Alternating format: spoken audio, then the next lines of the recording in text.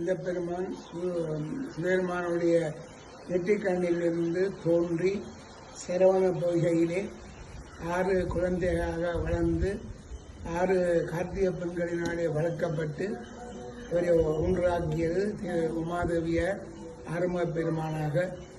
அவர்களுடைய ஒவ்வொரு முகமும் ஒவ்வொரு இடமாக அருணகிரிநாத பெருமான் ஏறுமையில் ஏறுவிலை ஆறுமுகம் உண்டு, ஈசருடன் ஞானமொழி பேசுமுகம் உண்டு, கூறுமடி யார்கள் வினை தீர்த்த முகம் ஒன்று, கொன்றுருவ வேல்வாங்கி நின்ற முகம் ஒன்று, மாறுபட சூரனை வதைத்த முகம் ஒன்று, பள்ளியை மனம் புணர வந்த முகம் ஒன்று என்று தனது திருப்புகளிலே மிகவும் அழகாக கூறுகின்றார்.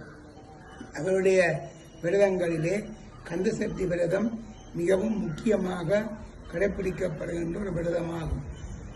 குழந்தை செல்வம் இல்லாதவர்கள், சகல செல்வங்களும் இல்லாதவர்கள், படிப்புகள் மற்றும் உத்தியோக ரீதியிலே எல்லாவற்றிலும் குறைவுள்ளவர்கள் அந்த முருகப்பெருமானை வேண்டி 6 நாட்கள் உபவாசம் இருந்து கந்தசக்தி விரத நோன்பை முடித்து தொடர்ந்து அவர்கள் 6 வருடங்கள் அந்த நோன்பை செய்கின்ற பொழுது அவர்களுக்கு உண்மையாக பலருக்கு அந்த நோன்பினுடைய பலன் கிடைத்திருக்கின்றது. கந்தசக்தி விரதத்திலே சூரவர்ணன் வதைப்படலம் என்று சொல்லப்படுகின்ற யுத்தகாண்ட பகுதி சில ஆலயங்களிலே இன்றும் நடைபெற்று வருகின்றது.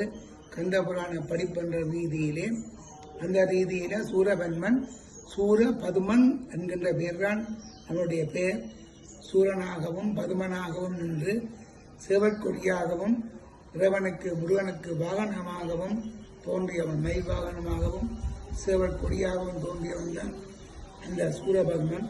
ஆகவே சூரபத்மனுடைய அந்த யுத்தகாண்ட பகுதியிலே சூரபத்மனுடைய